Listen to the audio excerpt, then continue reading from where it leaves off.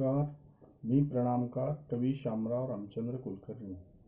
आज 23 मार्च शहीद दिन या निमित्तानं मी माझी शहीद ही कविता आपणासमोर सादर करतो. एक सूळ हा आज काळ झाला, माझा ताना फासावर दिला. विसरू नका कुणी देशभक्ताला, मातेची हीच विनंती तुम्हाला. एक सूळ हा आज काळ झाला.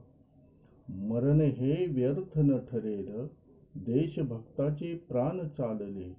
रक्ताने इतिहास लिहिला, एक सूळ आज काळ झाला.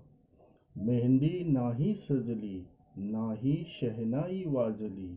अल्पायुष्य कसे लाभले तुला, देशाचे स्वातंत्र्य तू नाही पाहिले. रक्ताने इतिहास लिहिला, एक सूळ आज काळ झाला. धन्यवाद. जर आपल्याला माझी